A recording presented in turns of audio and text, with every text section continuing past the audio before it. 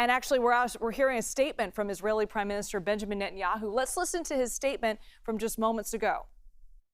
Months ago, Israel launched Operation Rising Lion, a targeted military operation to roll back the Iranian threat to Israel's very survival.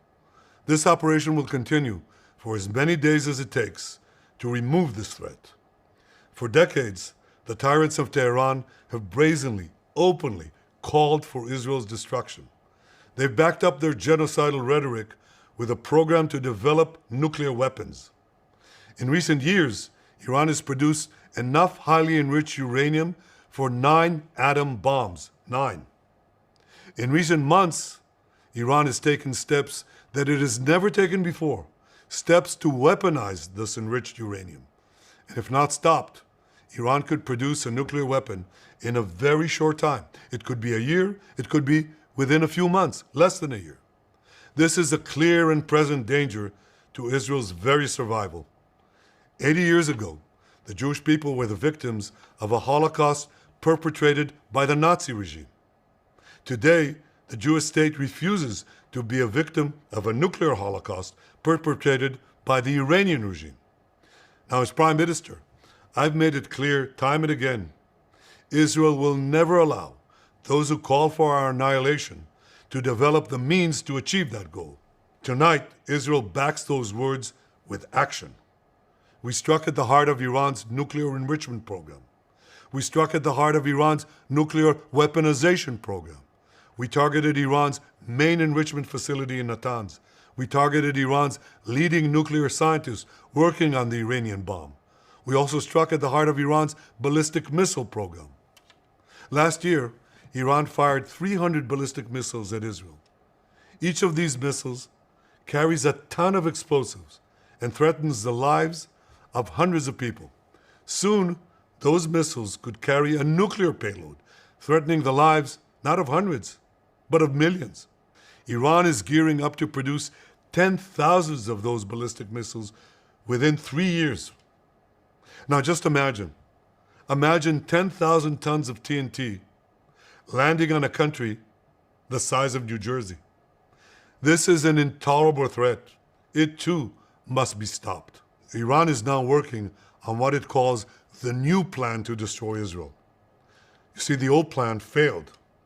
Iran and its proxies tried to encircle Israel with a ring of fire and to attack us with the horrible attack of October 7th. But the people of Israel, the soldiers of Israel, rose like lions to defend our country. We crushed Hamas, we devastated Hezbollah, we hit Iranian proxies in Syria and Yemen. And when Iran directly attacked us twice last year, we struck back inside Iran itself. Yet in defending ourselves, we also defend others. We defend our Arab neighbors. They too have suffered from Iran's campaign of chaos and carnage. Our actions against Iran's proxy Hezbollah led to the establishment of a new government in Lebanon and the collapse of Assad's murderous regime in Syria. The peoples of those two countries now have a chance for a different future, a better future. So too do the brave people of Iran, and I have a message for them. Our fight is not with you. Our fight is with the brutal dictatorship that has oppressed you for 46 years. I believe that the day of your liberation is near. And when that happens, the great friendship between our two ancient peoples will flourish once again. I want to assure the civilized world, we will not let the world's most dangerous regime get the world's most dangerous weapons. And Iran plans to give those weapons, nuclear weapons, to its terrorist proxies. That would make the nightmare of nuclear terrorism all too real. The increasing range of Iran's ballistic missiles would bring that nuclear. And that was Israeli Prime Minister Benjamin Netanyahu giving a statement on the airstrikes that Israel has just conducted on Iran. I want to bring in CBS News Chief Foreign Affairs Correspondent Margaret Brennan. Margaret, I know that you are talking to your sources and gathering information. What have you learned so far?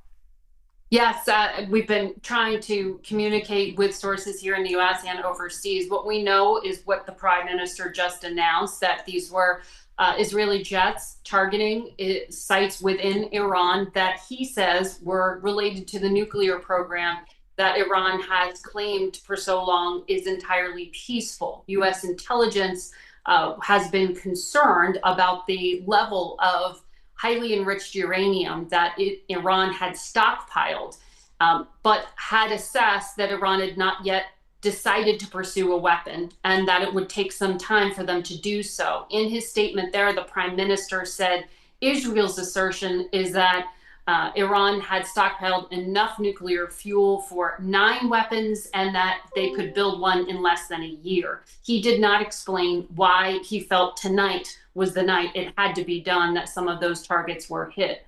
I do want to point out that the Secretary of State, Marco Rubio, has released a statement making clear the United States did not provide support in terms of offensive support to this military strike. It didn't participate in it, but Israeli officials are telling me that the U.S. Was aware of Israel's intention and these strikes. In the reporting of this throughout the day, it has been a back and forth as to when a potential strike could take place. What we know at this point is just what the Israeli Prime Minister has detailed. We don't know yet if this completely kills the diplomatic option that President Trump said he preferred and was sending his chief negotiator to talk to Iranian officials about this Sunday in Oman. We're waiting to hear from the administration if they think that diplomacy is in any way an option. Why would that still be necessary? Well, we don't know that Israel was able to actually take out the entire nuclear program. Iran has underground facilities that the U.S. is uniquely positioned to be able to destroy.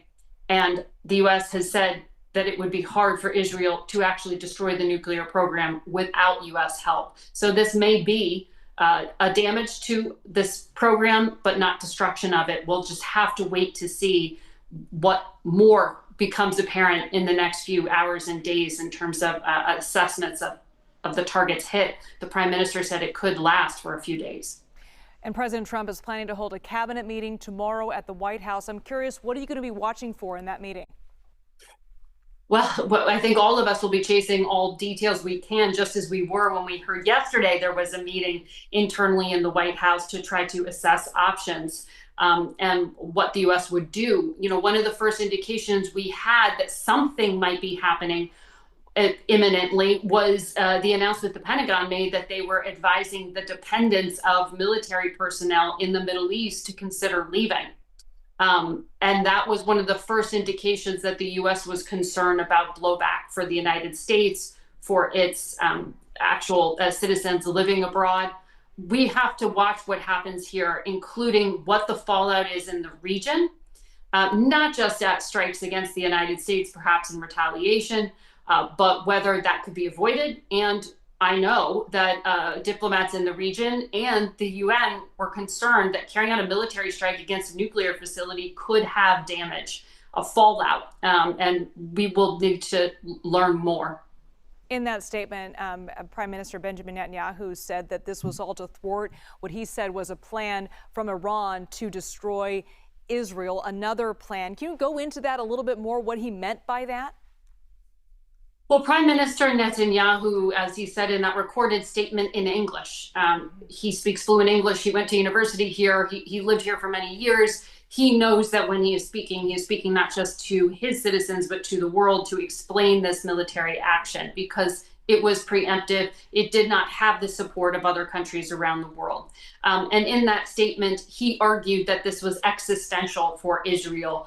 His belief has long been that Iran poses a threat if they do actually get a nuclear program that could be weaponized, that it could destroy Israel. He was arguing that, but he also laid out in that speech a series of significant military actions that Israel has taken ever since that horrific attack on October 7th, nearly 2 years ago. And that was carried out by this Gaza-based militia, Hamas, that did receive some support from Iran. From that time on, the massive intelligence failure that Israel suffered, the loss of life of 1,200 of its citizens and other nationals who were, some of them taken hostage, he has gone through and really targeted not just Hamas, Hezbollah, another powerful militia in Lebanon.